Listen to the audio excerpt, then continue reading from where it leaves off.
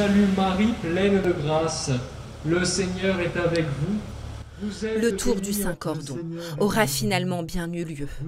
Cette procession qui se tient chaque année à Valenciennes célèbre Notre-Dame qui, en 1008, a protégé les habitants de la peste en l'entourant du Saint-Cordon. En temps normal, la foule marche aux côtés de sa protectrice, mais cette année, en raison des contraintes sanitaires, la statue miraculeuse de Notre-Dame fait son tour de Valenciennes seule, à bord de la Bertholine, nom donné à la voiture qui la transporte. Les habitants la saluent depuis le pas de leur porte ou de leur fenêtre. Une mise en place totalement inédite. Le Saint-Cordon, de cette manière-là, ça ne s'est jamais produit. La Vierge conduite sur un camion, les médias qui suivent derrière, les gens sur les trottoirs et surtout, évidemment, il y a l'absence des foules. Les foules absentes, mais pour les Valenciennois, il était impensable d'annuler cet événement. Ma première procession, c'était dans le ventre de ma maman, 6 mois avant ma naissance, et je ne l'ai manqué que 2 fois au cours de ma vie. J'ai fait le Tour Saint-Cordon depuis ma plus tendre enfance, et je suis, comme au fond beaucoup de Valenciennois, viscéralement attaché à ce tour. Cette procession est la plus ancienne d'Europe puisqu'elle n'a jamais cessé depuis 1000 ans. Alors cette mise en place restrictive a été difficilement vécue par certains habitants.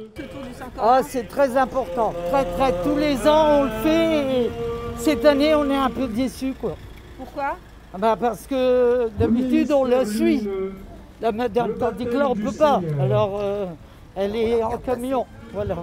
Mais il fallait que le symbole reste et que chacun puisse vivre sa foi différemment cette fois-ci, en pavoisant sa façade, en suivant sur les réseaux sociaux éventuellement le tour, ou simplement en étant devant chez soi et en regardant la Vierge passer sur sa Bertholine.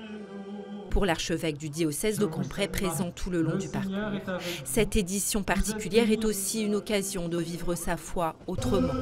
Ça nous oblige naturellement à revisiter notre relation personnelle au Christ, à Jésus, à la Vierge Marie. Ça nous oblige à plus d'intériorité. Et donc c'est une phase effectivement un peu plus éprouvante, mais en même temps intéressante de purification, de peut-être donner plus de place à cette parole de Dieu qui a été proclamée, donner plus de place à la prière personnelle. Une prière avec Marie, leur protectrice. Pour cette ville du Nord, le culte de la Vierge est important et lié à son histoire. La visite de la Vierge dans cette ville, elle ouvre les cœurs à l'espérance. De se souvenir que la Vierge a visité ce peuple, c'est pour ce peuple souvent d'une immense pauvreté, une sorte de lien avec le ciel qui donne un peu une éclaircie dans un horizon qui est souvent très sombre. Un message d'espérance qui résiste malgré les restrictions. Pas de grands pèlerinages collectifs, mais une trentaine de petits groupes indépendants de pèlerins qui ont fait le tour à pied suivant l'itinéraire de la statue. Alors bien sûr, le tour du Saint-Cordon, c'est pas seulement faire mémoire, ça l'est aussi. Faire le tour, c'est comprendre le pouvoir d'intercession de Marie. Marie qui nous montre le Fils qui nous montre le Père. Et c'est vrai que nous croyons en Jésus ressuscité. Et si nous croyons en cela, nous croyons au fait que Jésus soit vivant et que donc il agit comme il agit et sait il y a 2000 ans et que donc il peut guérir comme il le faisait il y a 2000 ans.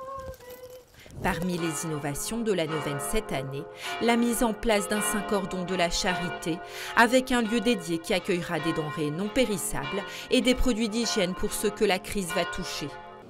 Pour sa 1012e édition, en pleine crise sanitaire et économique, Notre-Dame du Saint-Cordon est priée plus que jamais.